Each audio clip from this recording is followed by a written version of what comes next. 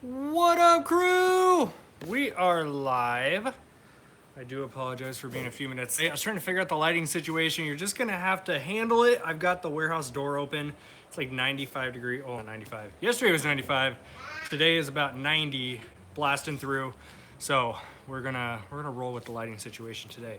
So drop comment below. Let me know how you guys are doing. How was your day? I'm gonna open up the chat and do some Q&A for you. Titus, bud. Ty. My 3-year-old is banging on a box right now. Okay, so we've got my link open here. Good to go. Bum, bum, bum, bum. All right, we're in. Thumbs up for the waiting room. I love it. All right, what's up, guys? Chaz here with Side Hustle Pros. Gonna do a little Q&A session for y'all. So whether you have questions about Amazon, eBay, which is our main side hustle, or if you've got questions about anything else. What's up, buddy? You wanna come say hi to YouTube? Bye. Come here, come say bye to YouTube. No, I'm going. Can you guys hear him right now? Bye. Bye. Listen, the people want to hear you too. Come here. Can I have a kiss? No. He's camera shy today. He wouldn't go on Instagram earlier. He doesn't want to be on YouTube.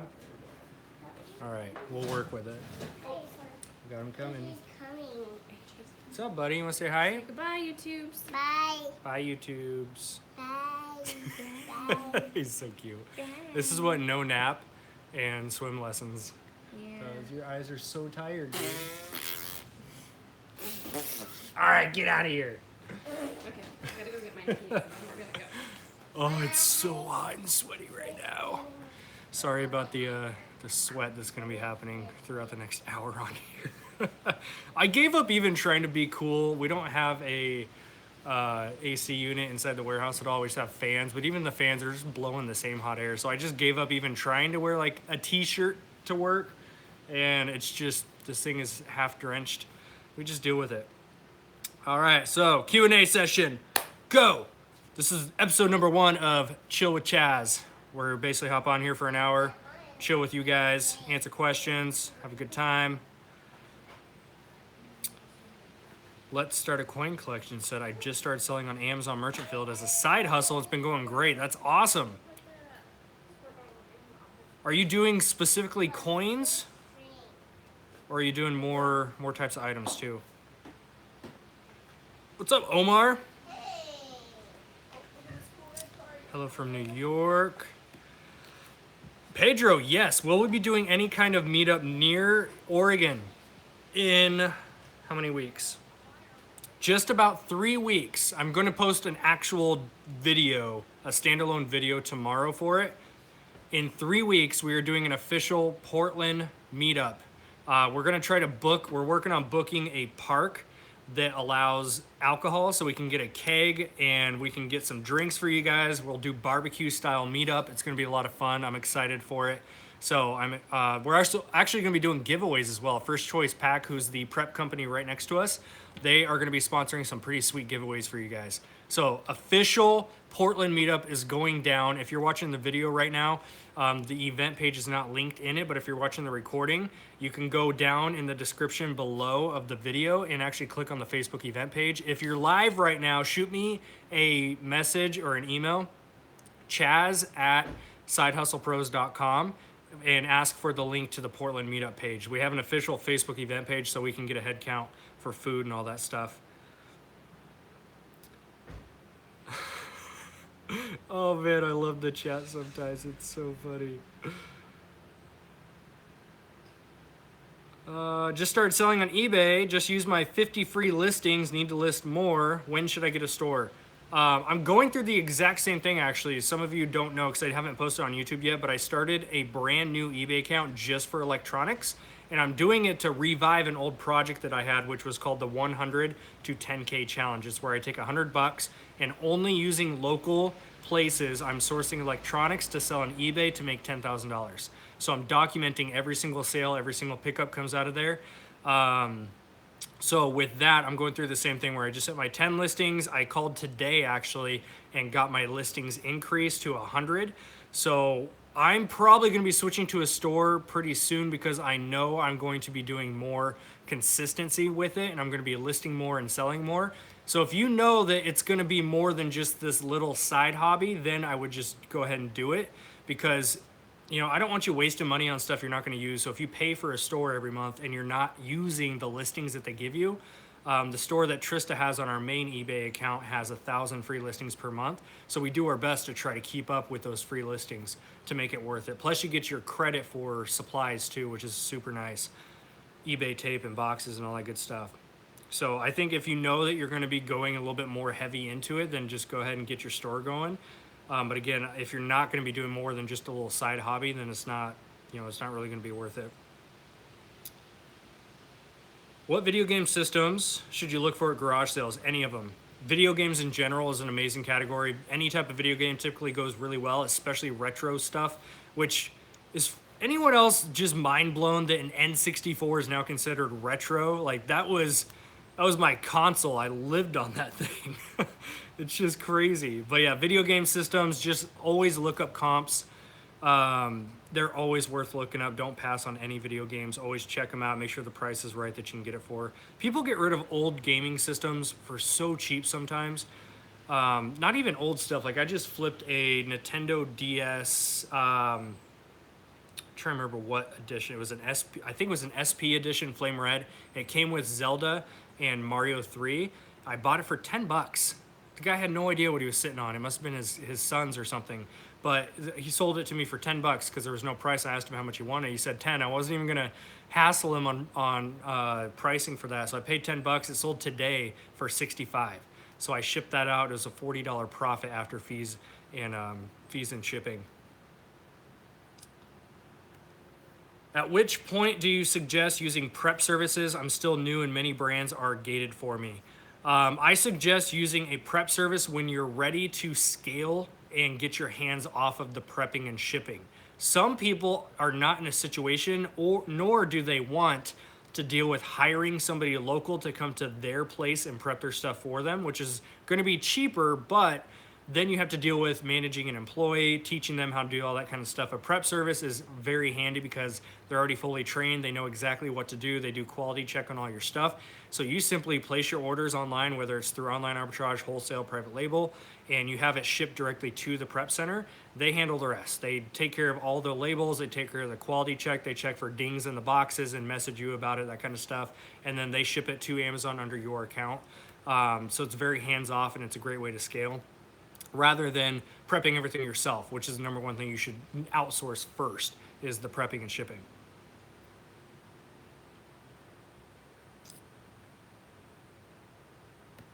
I have been doing coins for a while on eBay, but I have started shifting, expanding to other categories such as books because of their margins. Books are amazing. Anytime you guys can get books, especially when you're new to Amazon, books is such an amazing category. There's so many great categories I wish I could just go all in on, but I don't know. I've become more of like a widespread seller instead of being category or niche specific, because I went heavy in electronics at one point. I went heavy into shoes at one point. I went heavy into toys at one point. So I went heavy and learned the ball game of each of those categories, and now I sell across all of those, except for our new eBay account, which is solely electronics. I'm going a lot more heavy on electronics now. The margins on them are just, they're so good. So I wanted to make that decision to go heavy on them. What's up, Cole? Thank you so much for the super chat. He asked, what inventory management system for eBay do you recommend? We don't have, I'm trying to think. So Trista does a lot of the eBay stuff, the main eBay stuff. I'm just now getting into heavy eBay stuff with this electronics. But as far as inventory management, we do the typical setup where you have bins, right? So in our back room, and you can see it, and if you go watch some of our vlogs, we show our back room. The back room is just shelves and shelves of bins, and they're titled A1, A2, B1, B2, C1, C2, etc. And Trista has those labeled, and she puts all of her clothing inside of bags, and she writes on the bag what number it is, and that's how she does the clothing. For my stuff, which is more hard goods, so electronics, toner, anything in that realm, I also do shoes, so I have all those different types of stuff, but I have dedicated shelves and almost the exact same setup. I've got my A, I've got my B, I've got my C shelf, and then in my listings, I'm going to start putting in there, and I'm getting a lot more organized with this too. So this is what I'm doing is in my listings, I'm putting in there under the freaking word I'm thinking of, customize. Under the customize SKU you can do, or in the listing itself, you can put which bin or shelf number those we personally do.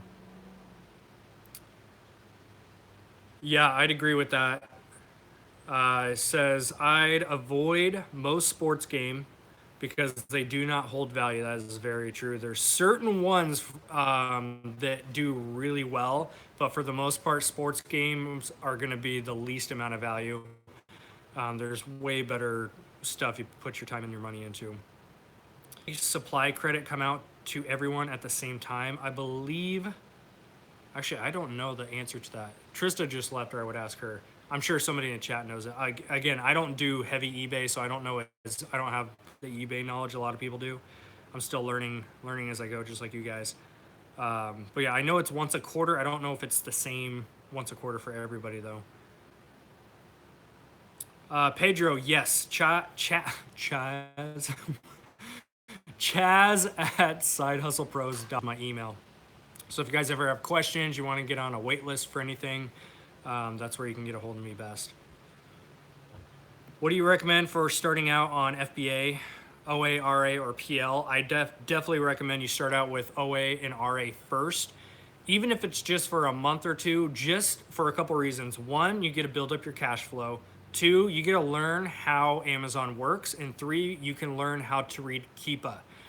You start to learn what type of stuff sells best, and then that gives you ideas for the PL world. And for those of you who don't know, that's online arbitrage, retail arbitrage, and PL is private label. And again, this is just based on my personal advice.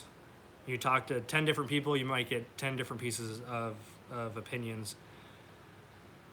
When you first started, did you start as sole proprietorship? When did you move to an LLC? I want to cover all bases when I start. We started as sole proprietor probably for about a year, and then we switched over to an LLC and got that going. Now we have an umbrella LLC, and because we do a lot of side hustles, we have different businesses underneath the umbrella, but that's just our personal setup. You guys need to talk to a CPA that's going to be in your state. Everything varies state to state when it comes to anything tax related. So definitely talk to your CPA if you can. And if you don't have a CPA, a lot of CPAs will do a free consult with you. So whether you give them a call or you go and sit down on a one-on-one meeting and just ask them if they can just hear what your setup is like, and they can give you some guidance on that. Do you guys stay within certain categories, or do you just go ahead and scan everything? Typically, I'll scan everything, but I definitely go heavy on the stuff that I know better. I recommend you do it this way. Choose one category, get in, dive in, learn it, learn all the bits and pieces and all the moving parts. And then once you get really good at that, then you can add in another category. You can get to the point like with where I'm at now. I like to go wide, but I'm only going wide over toys, electronics, and shoes are probably my top three categories, because I at one point have dove in head first into each of them separately, and I learned each one. So now I have the knowledge base to walk into a garage sale or a store, look at those three categories and know what I'm looking for. If I go into like clothing, like when we walk into garage sales every Friday, Tristan and I go out garage sailing. That's a fun one. Every time we walk into a sale, she beelines towards the clothing, I beeline towards anything electronics first, and she knows that ball game. I'll sit here and try to like swipe through the racks and pick out brands on. It's not a category I've taken the time to learn, so I have no idea what I'm looking for. But I'd recommend you start with one, master it, and then start adding in other ones as well. All right, I'm gonna scroll it, make sure I didn't hit. If I miss questions, guys, sorry, these chats, you guys know these chats can sometimes go by quick. So if I do miss your question, just repost it. Also, if you guys do me a big favor, if you enjoy the content here on the channel, smash that like button. Definitely helps us out, getting our videos out there, getting some knowledge in front of more people. Okay. Where to start categorically when you are gated in so many things, including most brand name products and categories. If you're referring to Amazon being gated, books is going to be my number one recommendation. Books are a low buy cost, stupid high ROI, and there's very few restrictions. So books is definitely my number one. Number two, just take a day, choose a couple stores, scan as many different categories as you can, and make a list. Like, make a serious list, whether it's on your phone, notepad, whatever, but make a list of the stuff you can sell and focus on those. And then when you get into stuff that you want to start selling that's gated, you just simply need to find a distributor that carries that product, whether they're local or online, place your 10 unit order, and then give that invoice to Amazon. And that's how, that's how you get ungated. But books is going to be a really good one to start with. What's up, Florida Hidden Treasures? Do we have a workout channel? I technically do.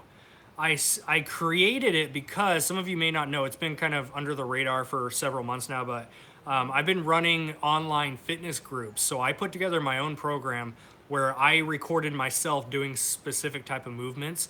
I put it together in a fitness plan and a nutrition plan to go with it. So we've been doing a transformation challenge for we're on week 5 right now. So we got 2 weeks left in the program.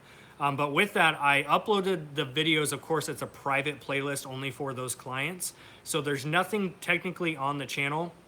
It's called the Rise Up Crew, is the fitness brand.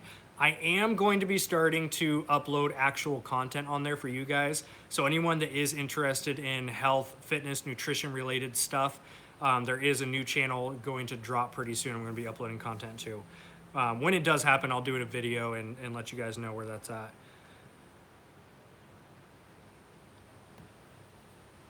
That's so funny, Mark and Sylvia. How much did you make off those sneakers? Just watched that video and was totally surprised that you're live. Yep, we go live every Tuesday night, 6 p.m. Pacific time. Usually it's my wife and I, Trista.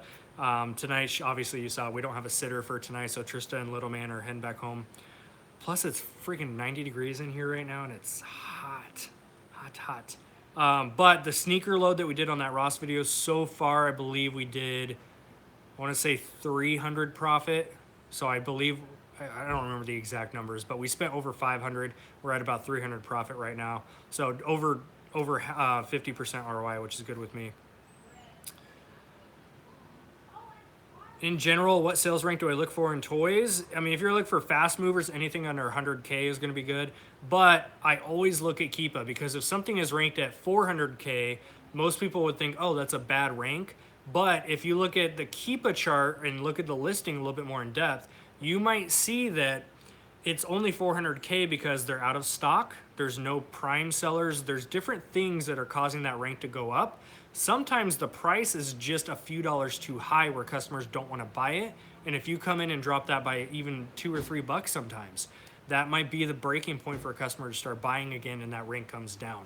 So I don't shy away from high rank stuff.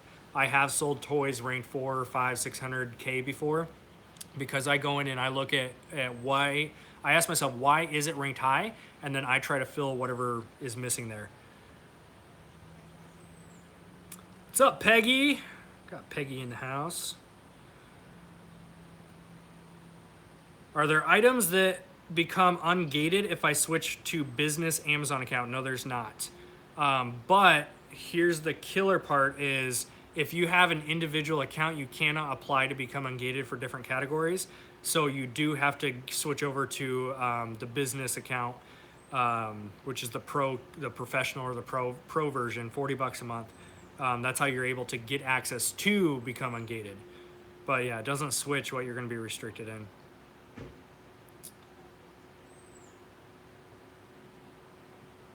What is the cutoff for sales rank that you use for shoes? Almost the same answer as the toys. I'll look at everything. If it's a high rank, I look at why, and I try to get in there and see if it's something I can fix. Sometimes the listing is just bad photo, bad description, all that kind of stuff. So you can go in and fix that stuff. Sometimes it's because people are priced way too high. Sometimes there's no FBA sellers. But in general, if you're looking for fast moving, anything under 20K is going to be pretty quick. and then you can kind of make your decision after that. I'll sit on stuff longer for more ROI or profit. So depending on your tolerance for how long you like to sit on inventory, I obviously the more that there's going to be money coming back to you, the longer you're willing to sit on stuff.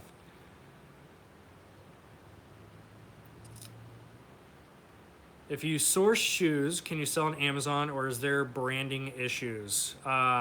If Amazon shows that you're not restricted, then you're pretty much good to sell. But it's like any other type of item. Just because Amazon says you can sell it doesn't mean the brand is going to throw an IP claim at you.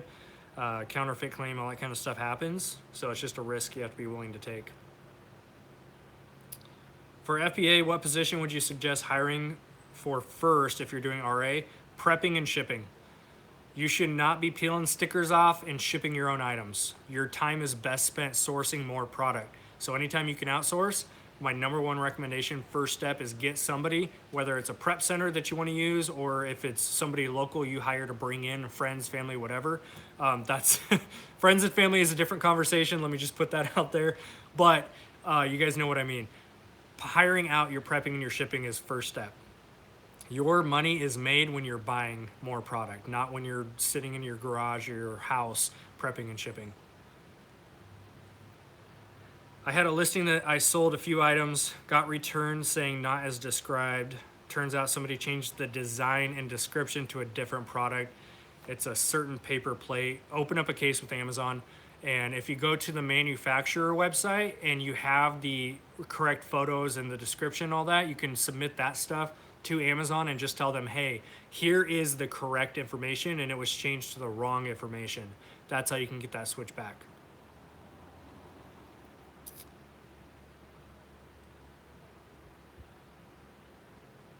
Do we do wholesale? Do you use a formula for it? We do wholesale. We don't do wholesale on like a big level at all, but we do have wholesale products that we're testing out right now. A couple of them we went in and we changed some keywords and we're running some PPC ads towards those, and they're starting to move, which is super sweet. And there's ways to drive the price up from there. So we currently are working with that. We're not making a ton of money on the listing right now because I went 1,000 units deep on it. So I was ready mentally to lose money on a few of them, not a lot, but a few of them, in order to get buy box, drive that price up. And that's what we're currently doing. If you had to package an Amazon FBA starter kit, what would you include for us newbies? I would start with, if we're looking at supplies, I would do Scotty Peeler. It's number one, especially if you're doing retail arbitrage. Those stickers are a bitch. I would start with Scotty Peeler and Goo Gone. You definitely will need a UPC barcode scanner. Mine's buried somewhere over there. I would grab it and show you, but just the regular USB one plugs into your computer. So when you're checking your stuff in, you're not having to punch in by title. You can just scan the barcode. That saves a ton of time. And this is all stuff I didn't know about my first month. So I was shipping in these pallets of toys just manually. I didn't have any of these tools. I didn't know about them. So I would start with those as my top ones. It's not a necessity. You can do it with 30 up labels in a regular printer, but a thermal label like Dymo or Zebra or Rollo, definitely recommend one. It does save a lot of time as far as your labels and all that kind of stuff goes. So I would invest in that if you have the capital. If you don't have the capital, don't stress over it. You can buy that later. That's what we did. We didn't buy a Dymo for probably a year and a half until we bought our first Dymo. And of course, it took me a year and a half. And after I bought it, I told myself I wish I would have bought it earlier. So those are like supplies. There's nothing else you really need. It's a very simple to run business. You don't need a lot of stuff. So those are the top ones I would recommend. Next, I would definitely recommend is going to be, actually, I'm going to throw a random one in there.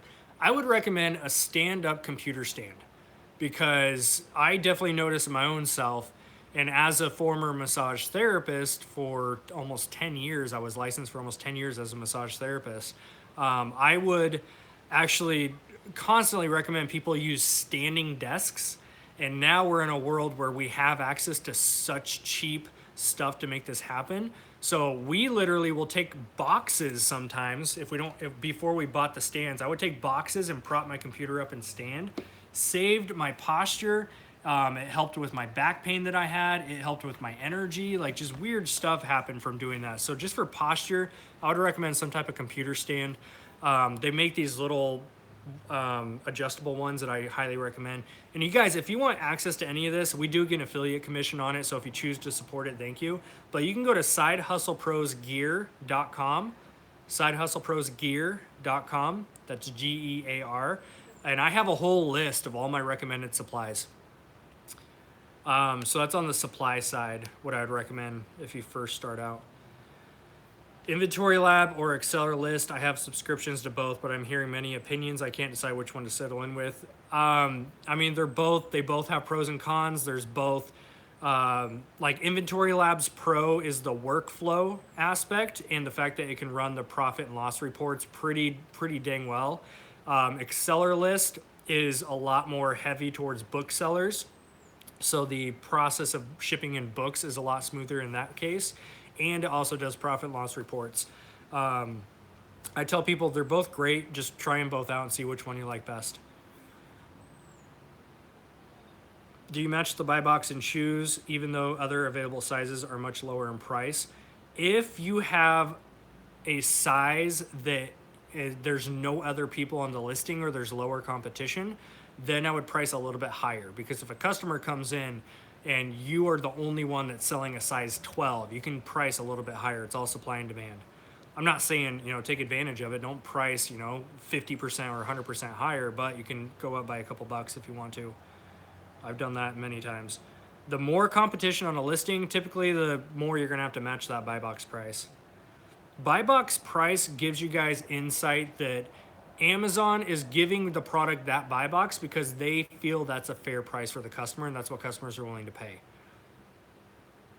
So if you ever see a case where there's no one in the buy box, there's different things that might be going on with the listing itself, but in general, if you don't see a buy box, people are typically pricing way too high and Amazon is saying, hey, we don't like your guys' prices. They're not fair to the customer.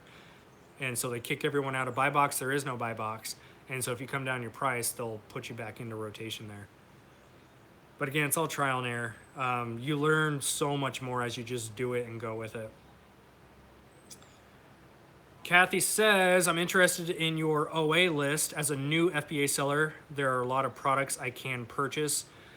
How do I sign up? Thank you in advance. Kathy, shoot me an email, chaz@sidehustlepros.com. We do run an online arbitrage list where we provide those leads for you.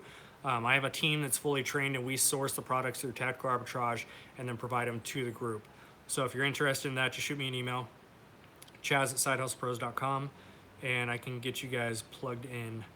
Right now we have probably 8, I have to double check, we have about 8 slots open for that.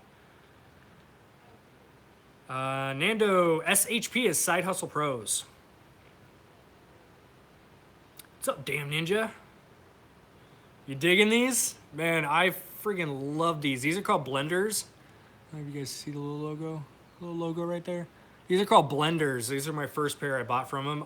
Absolutely love them. I kept going through these little like $10 sunglasses time and time again. I would like lose them or crush them or little things would get loose on the side. I just couldn't stand it. These guys popped up with a buy one, get one deal and I got them. I'm freaking in love. So I'm going to get like probably 5 or 6 more pair. Quick plug, they do offer a referral. So if you guys like these and you want to look at their line of different stuff, you can get $20 towards a purchase and I can get $20 towards a purchase.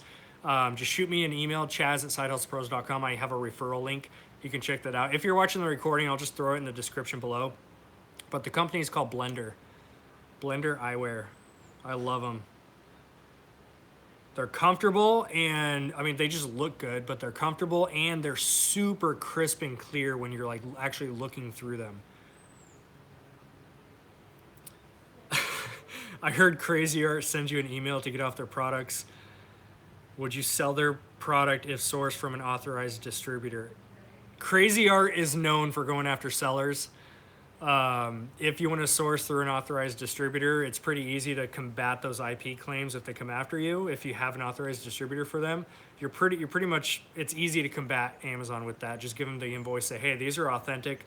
And plus, it's actually against TOS for other sellers and brands to message you through the Amazon system. A lot of people don't know that. So you can actually, I'm not I'm trying to decide how I should word this. A lot of people ignore those emails through the Amazon messaging system and they're fine. Unless you get a message from Amazon directly saying Crazy Art came to us and now we're coming to you, then you need to get off the listing, apologize, etc. But for the most part, as long as you got authentic distributors that are giving you guys those invoices, then you should be good. But if you're doing retail arbitrage, online arbitrage for Crazy Art, they'll hunt you down. Many people have been known for that.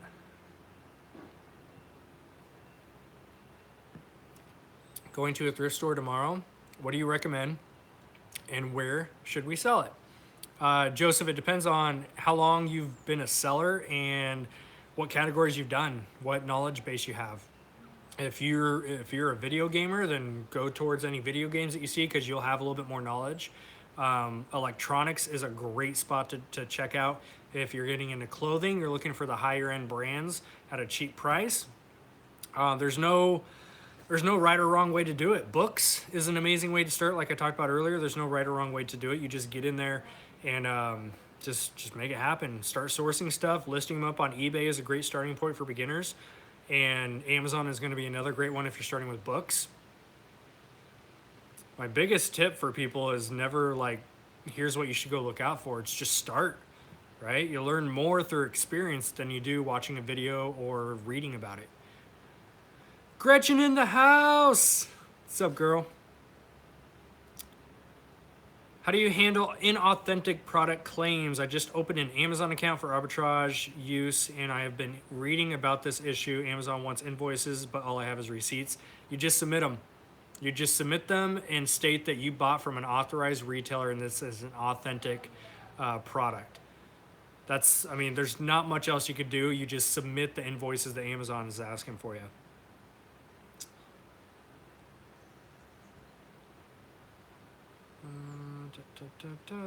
Most of the buy boxes have been removed for high-ranked DVDs and Blu-ray, probably due to Amazon's push towards digital content.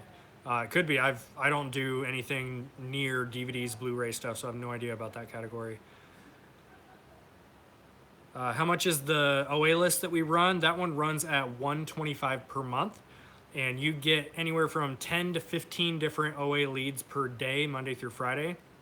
So you're getting between 50 and 70 online arbitrage leads per week. And people like to do that because, one, they either don't want to take the time to learn tactical arbitrage or it's overwhelming for them. So what we do is we pre-source a list of stuff for each day.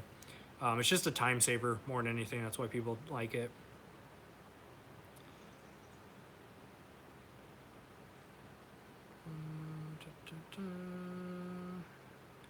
We talked about follow-up. What did I miss on follow-up? Oh, here we go.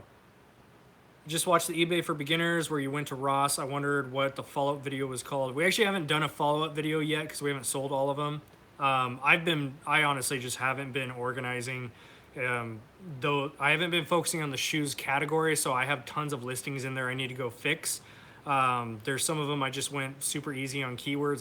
I just want to get the listings up. So I need to go fix the listings. I need to run some ads towards them and get those last few to flip. And then I'm going to do a follow-up video once they all sell. So far, we're up about I want to say it's 300. So definitely 250, if not 300 by now. Do you use your phone to scan books or a handheld scanner? We use, when I do books more heavily, I use a KDC scanner, so the handheld one. When you're doing high volume stuff, it does make it a lot quicker. But if I'm just out and about at garage sales or something like that, I'm never scanning lots of books, so I just use my regular phone. I started selling on an eBay account, opened in 2012. This year is the first year I've been focused on it. I have about 38 positive feedback. Should I create a new fresh account? No. You have a seasoned account, even if it only has 38 positive feedback, it's still 38 more feedback than if you started fresh, right? I just did this. So I created a brand new eBay account for a specific challenge that we're doing, and I'm only selling electronics on it. So I'm starting with 0 feedback again. And I definitely noticed there's not nearly as many views on those as it would be if I list them on our main account, which we almost have 1,000 feedback on. So yeah, any feedback you have on the account, just if you want to start fresh, because I get that wanting to start fresh, it does help. Then you just simply need to, get rid of any listings that you have on there, and just if you need to rebrand it, rename it, whatever, you can rename it once every 30 days, I believe. Just start fresh from there, but you already have 38 feedback, which is better than 0. Top rated plus is sweet. What's up, Andre? How many total categories do you sell in? Trista does clothing. I'm trying to think. Yeah, clothing and shoes is what Trista does most of. I focus on electronics, toys. Well, Trista does toys too. I should back up. Trista and I both do toys. Books. I'm trying to think the ones we do the most. We're very widespread. We do a little bit of everything, but we're more heavy into those top ones. Books would probably be the next one. And we don't do a lot of like home and kitchen. Sporting goods would be out there, especially garage sale season. We get a lot of like footballs and sporting goods stuff. I think that's about it. Yeah, those are like the top 5 that we do.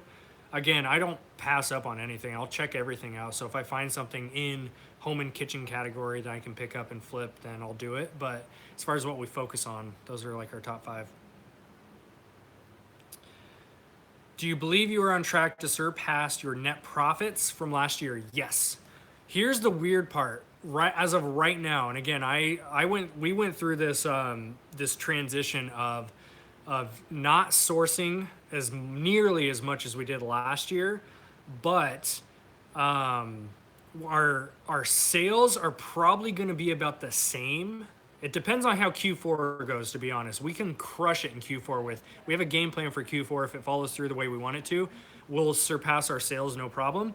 But as of right now where we sit, we're doing about the same amount in sales, but we're doing higher profit margin stuff. So we're actually going to make more profit, which at the end of the day, that's what matters, right? None of us should care about the sales number. It's all about your bottom line. What are you taking home, right? What's your bottom line?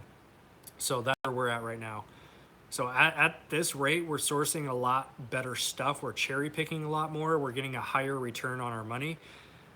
So that's going to be not really, I guess that'd be ROI if you're looking at technical stuff. So it's not more ROI necessarily. It's just our margins are so much better than they are.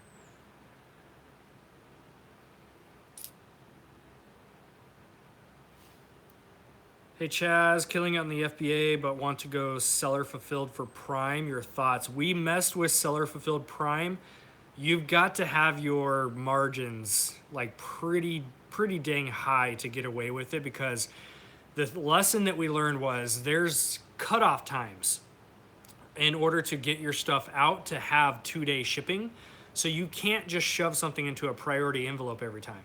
If you shove something into a priority envelope, then if you're within your cutoff time, it gets there in 2 days, which is fine. But if you're after your cutoff time, we got dinged a few times that we had to go express shipping, which was like $20.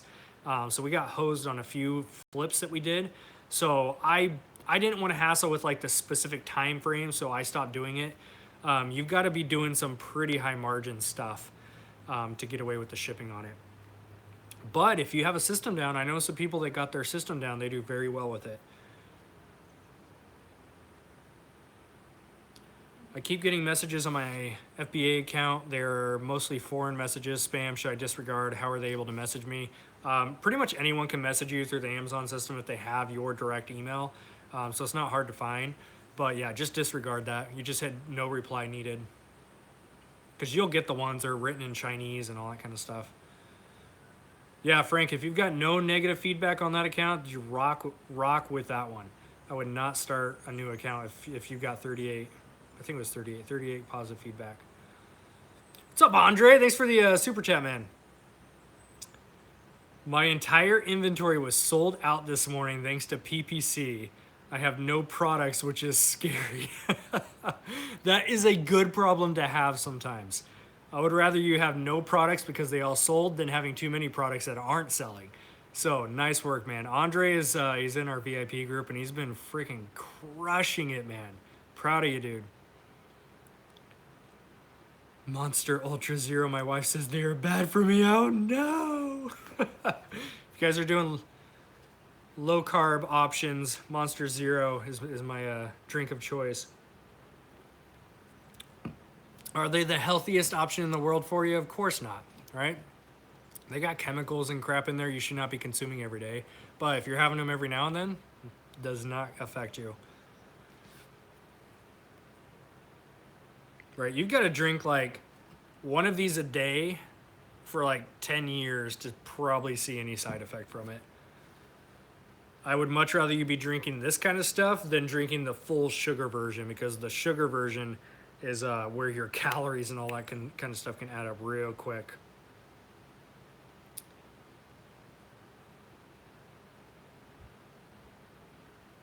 What is PPC? PPC is pay-per-click. So within Amazon, I guess eBay has like their own version of it, but in Amazon, you can go into your ads, your campaign manager. You can basically run ads on your products, which gets them to pop up in the results, and you're paying per click. PPC, pay-per-click. So every time a customer clicks on that, you're bidding a certain amount of cents on it. Yeah, PPC for RA and OA absolutely works.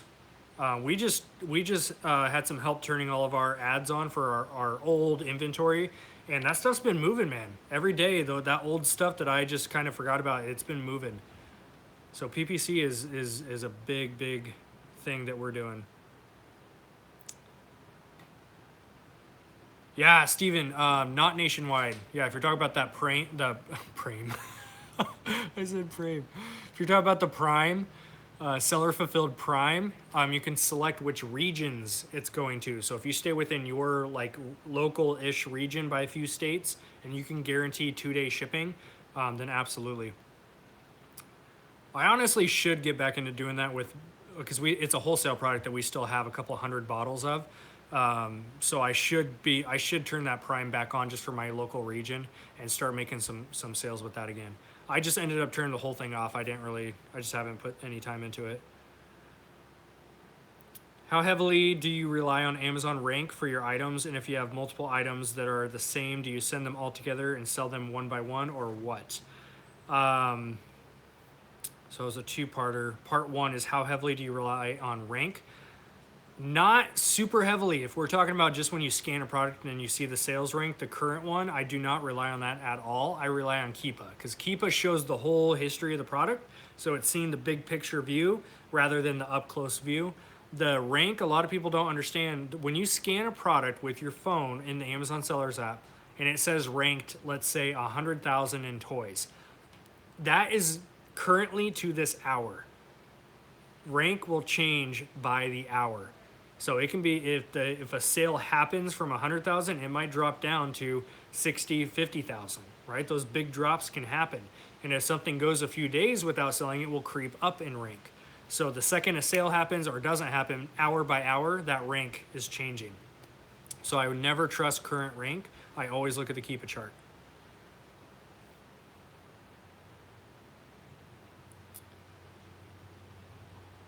All right, make sure I get all your questions here. Cuban coffee is all you need to get that espresso. I just got the Roots roast, the Rally Roots blend. I gotta try that out. I'll be cracking that open tomorrow.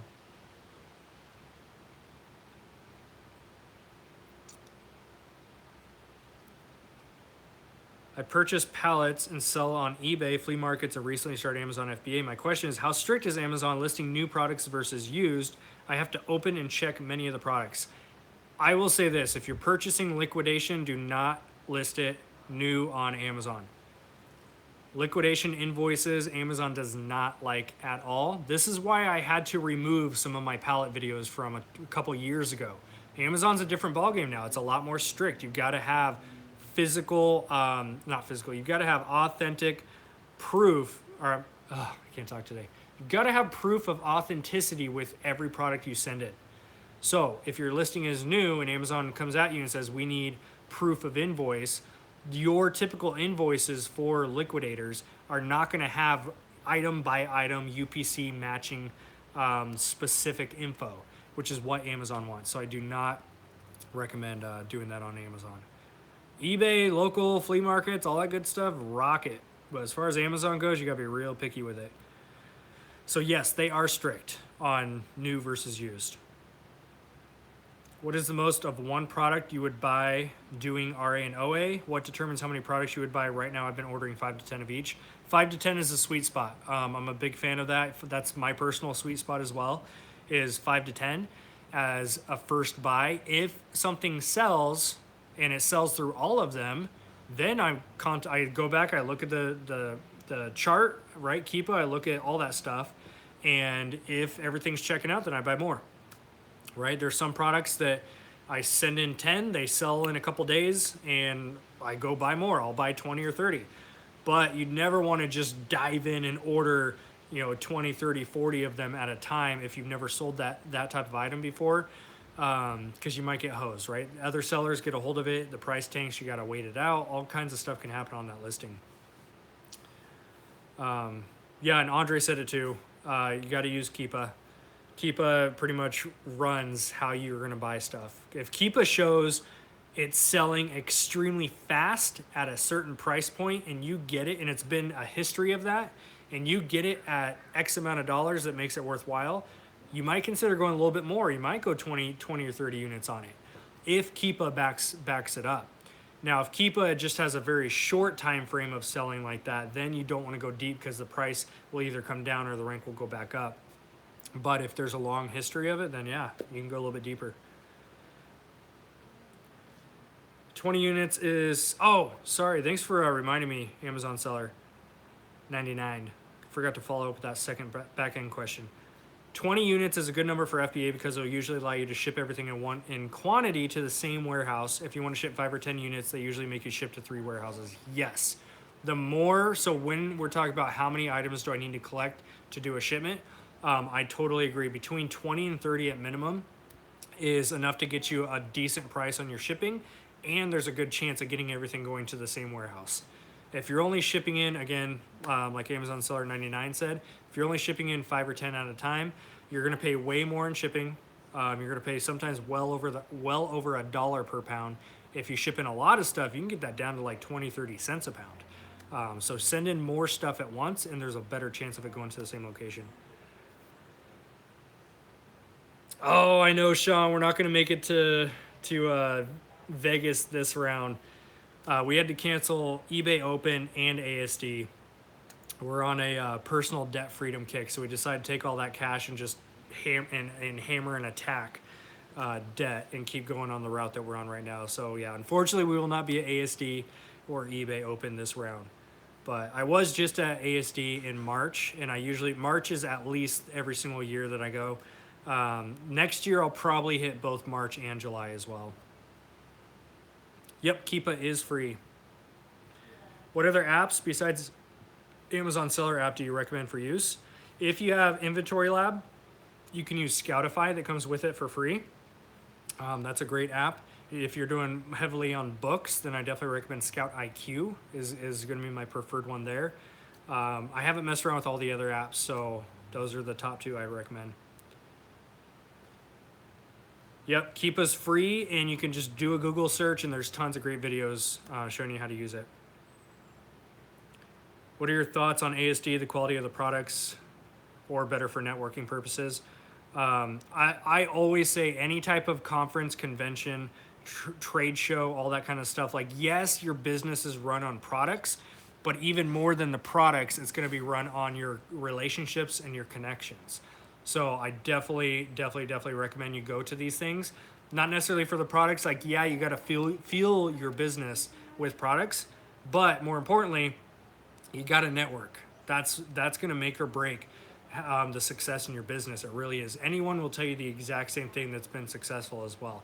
The best multi-million-dollar sellers that I know, they go to all these conferences, these conventions, and they network every single time. They network, because that's where the biggest bang for your buck is going to be. But as far as ASD, the quality of the products, ASD is known in the reseller world as like the flea market of trade shows, which I agree with, because it's going to be the lower end stuff. It's a lot of companies that are getting rid of their overstock. They're getting rid of their surplus. So here's my take if you go to ASD. And if you're going to ASD this year, keep this in mind. ASD, it's not about what you find there. It's about the connections you make that potentially give you access to products down the road. So you can go find a vendor that you may not see anything there at the show that you want to buy. But if you get their card, you give them their card, you guys stay in contact. If they come into contact with some products and they say, "Oh, hey, that's right, John said that he sells this type of product. I'm going to give him a call or an email and see if he wants to get access to this." So it's not about what you're finding at the show. It's about the connections you're making that give you future access to products. And that's one of our connections that we met at ASD. Same scenario. I didn't buy anything at the show, but she later emailed me and said, "Hey, we have this list of products. Browse through it, see if there's anything that you like." That's where we found one of our wholesale products that we bought 1,000 units of. And that's what we're selling through right now. So it's never going to be about what you find at the show. It's the connections and the handshakes. That's going to make it. I appreciate it, Eric. Yeah, if you guys love the content, if you love the channel, if you want to support us, hitting that thumbs up button, commenting, that's all great stuff that really does help this out. Nando, he paid his dues. We appreciate it. When would you use Tactical Arbitrage versus Jungle Scout? Every day. I've never once used Jungle Scout, nor do I recommend it, because I've gotten no use out of it myself. Tactical Arbitrage, I would choose over that any day. Yeah, because we use Tactical Arbitrage every single day.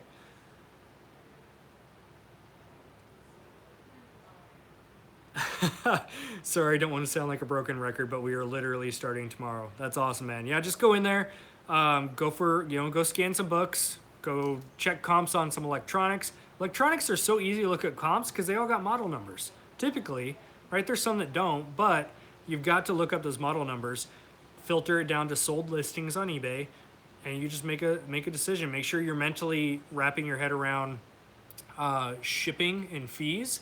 Because if you see something for 10 and it sells for 30, sure, that sounds like a good flip, but if it's going to cost you 10 bucks to ship, and then you got your fees out of that too, you're not left with a whole lot.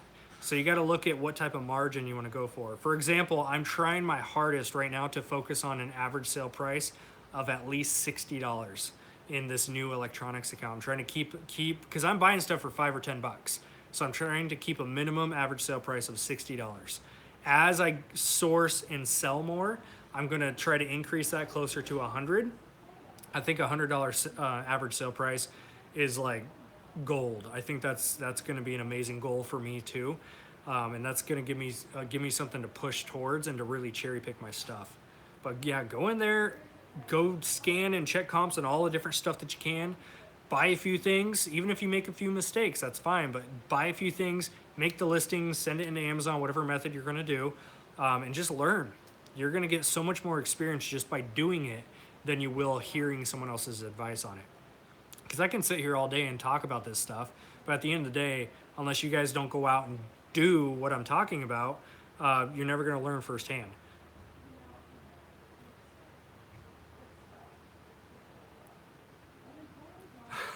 Right now I have a limited edition cereal that is selling like crazy. Bought 10. That's amazing.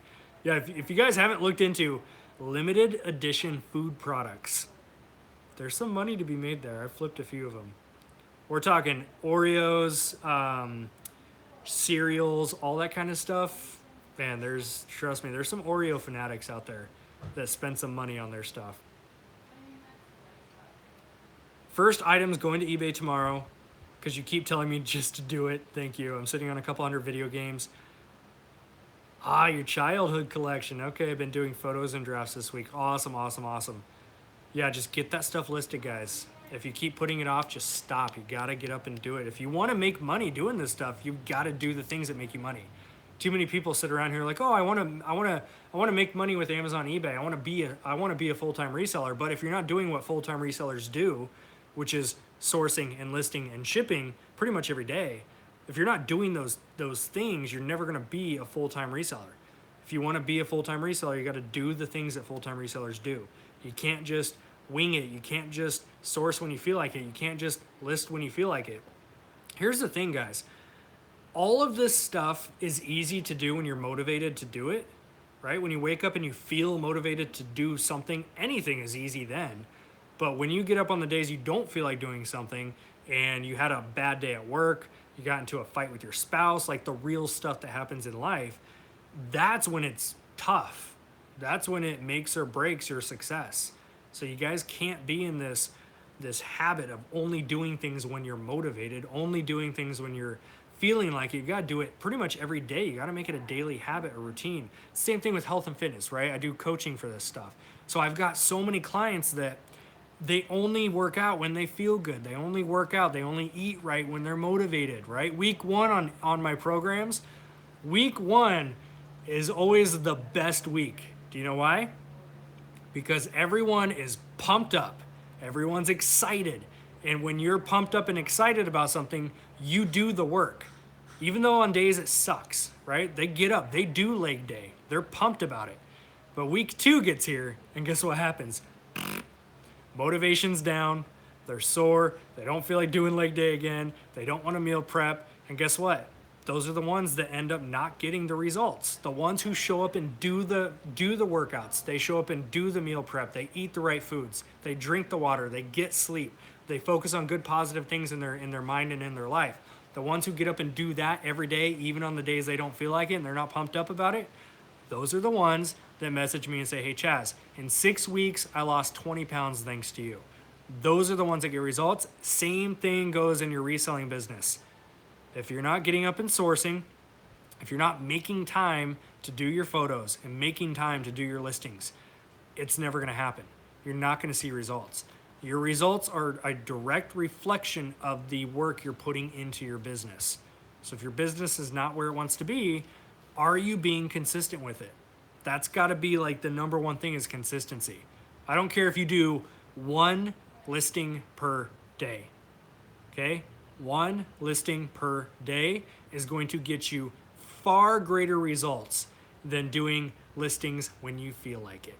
I can promise you that. Do a test on yourself. Do one listing a day. If you're really struggling right now, guys, and you want something tangible, do one listing per day, every day for the next 30 days. Tell me what happens in your business. You will see an increase. If you do not see an increase, I will cover the cost of all your inventory. Like, I'm that confident about this. If you do at least one listing a day, every day for 30 days, your business is going to increase. Now, this is only for the ones that have been struggling. If your business is rocking, don't come to me and say, hey, Chaz, I did some listings. You owe me some money. This is only for the ones that are really, really struggling right now. You need to just do one listing per day. I don't care what it is. And if you're on a sourcing rut, which means you're just not outsourcing consistently like you used to, go out and source one store. Pick one store for 30 minutes every day for 30 days. And you combine that with your one listing per day for 30 days. Man, I'm telling you, game over. Your business will grow. I can tell you that. And here's the reality of it too is very few people are going to do that. Very few people. If I get 1,000 people that watch this video, there might be 100 that go try it. And there's probably realistically going to be about 5 that do it all the way through. That's just it. That's the name of the game. It's a numbers game, right? I get 20 people that sign up for my fitness coaching. It's a 6-week course, if you want to call it. I plug you guys into a private Facebook group. 20 people start. Week 1 is great. People are pumped up. By week 3, people are burnt out and tired and sore, and they're hungry. Well, if you do the program the right way, you won't be hungry. But people are missing their high calories and all that kind of stuff. So we start with 20. I usually will end up with about 10. Out of the 10 that do it, there's going to be about 3 or 4 that absolutely crush it because they did it the right way and they stayed consistent. It's always a numbers game. So I hope there's at least one person that watches this video, takes the information, goes out and crushes it for 30 days, and comes back and says, hey, Chaz, I did your challenge for 30 days. Here's what happened. I would love to get one of those messages 1 month from today. Okay? Heck, I'll be lenient. I'll give you till tomorrow's day one. How about that? Give you guys 1 day. All right, we are at our hour mark, so we're gonna wrap this up. Any last minute rapid fire questions, drop those below and I will go ahead and smash those.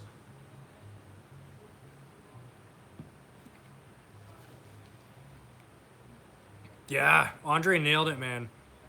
If you can't do all parts of the business, you've got to scale. My issue was shipping, and I outsourced it to a prep center. Absolutely.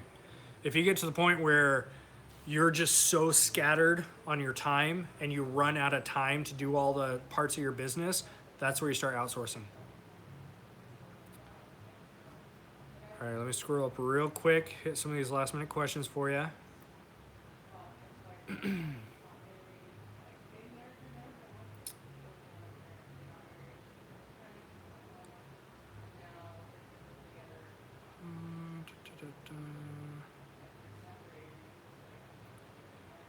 Peggy, you mean you can't make 10K a week working 1 hour a day?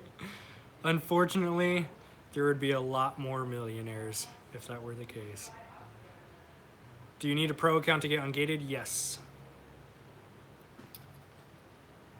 I started 3 weeks ago. Now I'm waiting for Amazon to send me the first deposit, but I feel like I'm losing money if I'm not buying more inventory because low on money.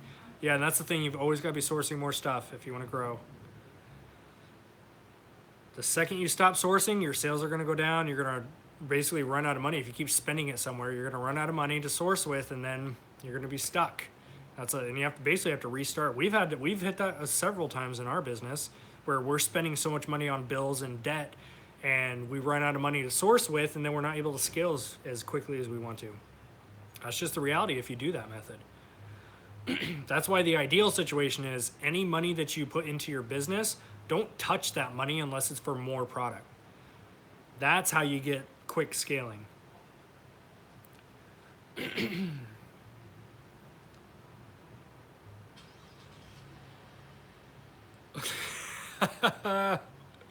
You motivated me to drink light. 12-ounce curls, baby. That is too funny.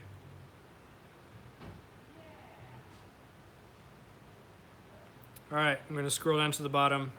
Get these last minute questions done for you. Chaz, I don't have Facebook because of the fear that the app listens to what I'm doing and afraid it's learning from me. My question is, do you have other access to your groups? Unfortunately, we do not.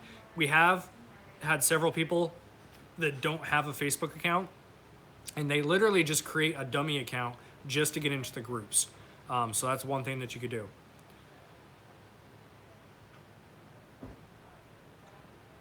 Chaz, do you have any training or mentoring? We don't have a course. We don't have a book. I'm currently working on a few things that's not going to be a course, but I have a few things I'm working on that are going to help you guys out. But the closest thing to training or mentoring we do have is a VIP group, and that is on Facebook. So it is $20 a month. You get access to my cell phone so we can set up one-on-one calls if you need specific help for you one-on-one.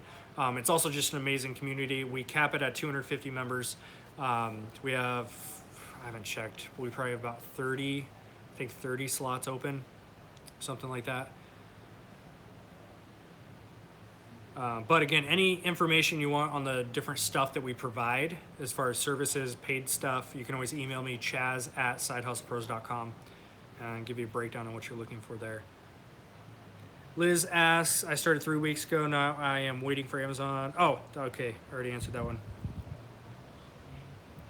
How much should you realistically spend a month to profit 4K?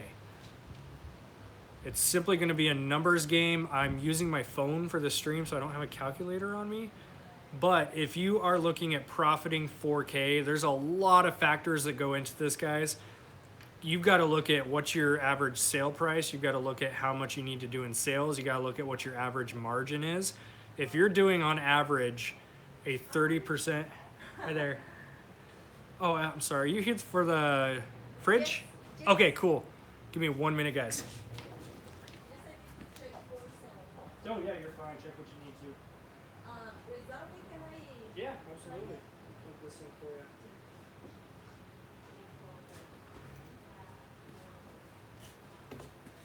Speaking of sales, be right back, guys.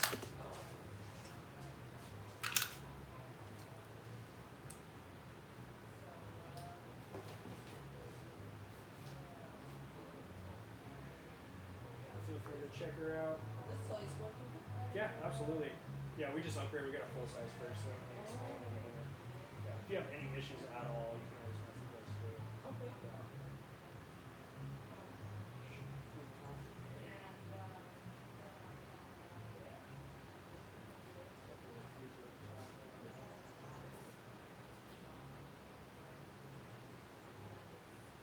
Even comes equipped with the eyes on it too.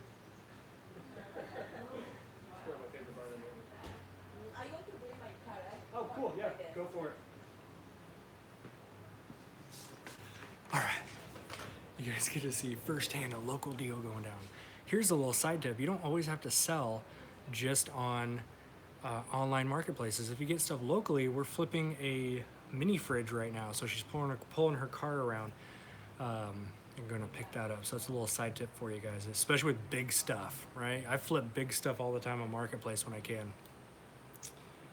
But yeah, realistically, if you're gonna look at profiting 4K, just do your math, right? If you're doing 50%, I should say, 30% margin, you just have to do your multiplication after that and set those goals. So for example, if you run an average of 30% ROI, if you do 15K in sales, that's gonna be about 5K. So you just simply run your math after that.